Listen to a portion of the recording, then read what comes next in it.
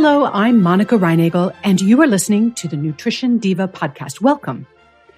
The recommended maximum intake for sodium is about 2,300 milligrams a day, and that's roughly 1 teaspoon of table salt.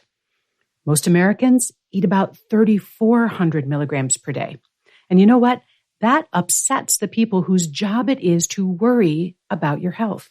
And I'm not just talking about your mother and me. There are whole government agencies that lay awake at night worrying about your sodium intake.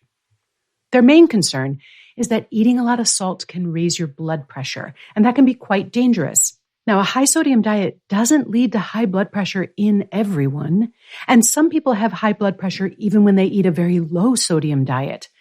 But public health policy is all about playing the numbers.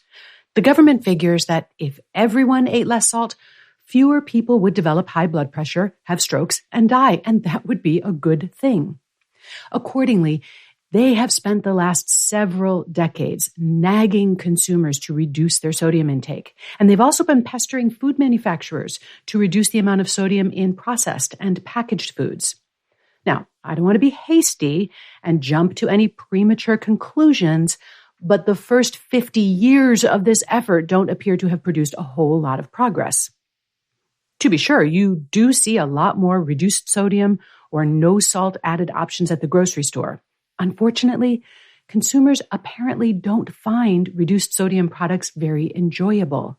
Reducing the salt in canned vegetables or canned beans does more than just change the taste. It can also negatively affect the texture and the aroma of foods and even shorten their shelf life.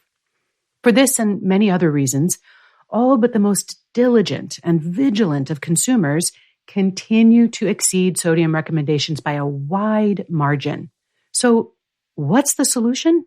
When I'm coaching people on health habits or weight management, I often suggest that if something isn't working, despite multiple or extended attempts, it might make sense to try something different.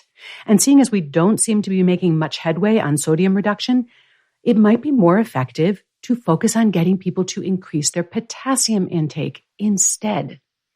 I was talking about this with Yanni Papanikolaou. He's done a ton of high-level research into how different dietary patterns are associated with overall dietary quality and various health outcomes. And he had this to say: the American Heart Association has emphasized the heart health benefits linked to meeting daily potassium recommendations. Foods rich in potassium can blunt the effects of sodium and help to control blood pressure, which can ultimately lower your risk of stroke. The data show that your risk of dying increases by about 20% for every additional 1,000 milligrams of sodium you consume. At the same time, your risk of death decreases by about 20% for every additional 1,000 milligrams of potassium you consume. And when you take both the sodium and the potassium intake into consideration, it turns out that a high potassium intake largely offsets the effects of high sodium intake on mortality risk. And in my experience, asking people to focus on what you want them to eat more of is often more effective than having them focus on what you want them to eat less of. In terms of meeting the dietary guidelines for potassium, there's a lot of room for improvement. The recommended intake is 4,700 milligrams of potassium a day, and the average intake is only about half that much. Even the folks at the very top of the chart, the 90th percentile of intake, are only averaging about 80% of the recommended amount. So where do we get potassium? Fruits, vegetables, dairy products, beans and legumes, meat, fish, and poultry all contain potassium. And Dr. Papanikolaou notes an interesting paradox. People trying to reduce sodium often avoid canned beans, soup, and vegetables due to their sodium content, but many of these are also quite high in potassium. And he's absolutely right about that. A cup of canned white beans, for example, contains about 600 milligrams of sodium, but about 1,200 milligrams of potassium. And similarly, a cup of canned tomatoes contains 300 milligrams of sodium, but almost 600 milligrams of potassium.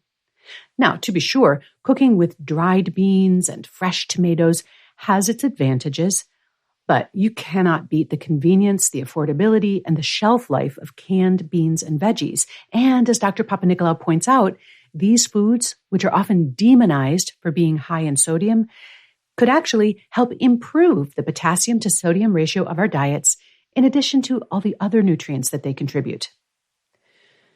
The current iteration of the Nutrition Facts label shows you what percentage of the daily value of both sodium and potassium a serving of that food contains, so you can take both of those figures into account when assessing how a given food might fit into your diet.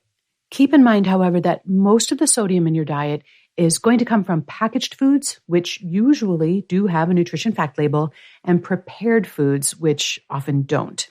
Potassium, on the other hand, is also found in lots of fresh foods that don't have nutrition facts labels, particularly fruits and vegetables. Just one more reason to get that 5 a day.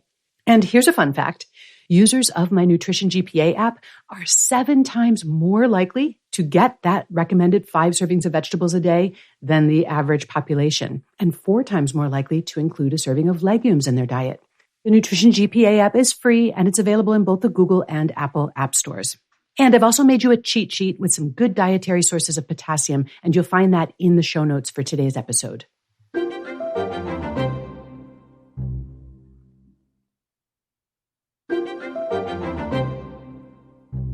It might seem that taking potassium supplements would be an answer to improving the potassium-sodium ratio of the diet, but I'm not crazy about this solution for 3 reasons. Reason number 1, pills don't equal foods. Fresh whole foods contain a wide range of nutrients that work together to promote health.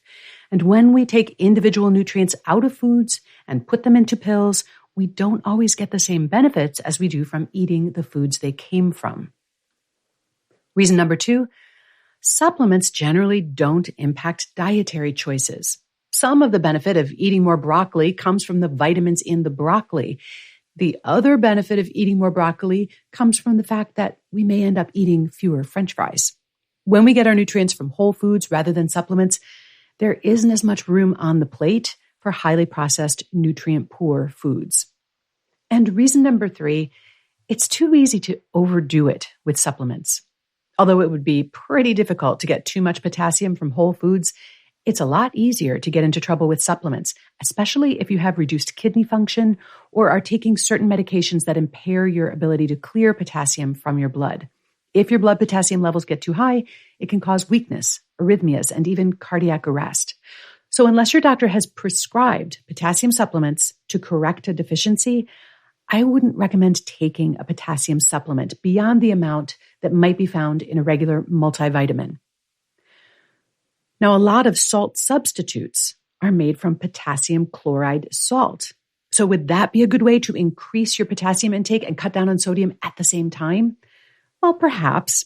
A packet of salt substitute contains about 500 milligrams of potassium. That's about 10% of the daily value for potassium. But the salt that we add to our foods during cooking or at the table generally only accounts for about 25% of our sodium intake. So the amount of potassium you'd get from using a potassium-based salt substitute might not add up to a whole lot. Also, be aware that certain high blood pressure medications, specifically the potassium-sparing diuretics, are among those that can lower your potassium tolerance. So if you're on any medication, once again, check with your doctor to be sure that it's safe for you to use a potassium-based salt substitute and how much of it it's safe for you to use. Thoughts, comments, questions? Send them to me at nutrition@quickanddirtytips.com or call the Nutrition Diva listener line at 443-961-6206, and your question could be featured in a future episode. If you're looking for more support for healthy weight management, please check out the tools and the resources at wayless.life. They include a free assessment that will help you create a personalized action plan based on your current strengths and challenges. You'll find that at wayless.life/quiz. Nutrition Diva is a Quick and Dirty Tips podcast. It's audio engineered by Nathan Sems with script editing by Adam Cecil. Thanks also to Morgan Christensen, Holly Hutchings, Davina Tomlin, and Cameron Lacey. That's it for this episode. Thanks for listening. I'll be back next week.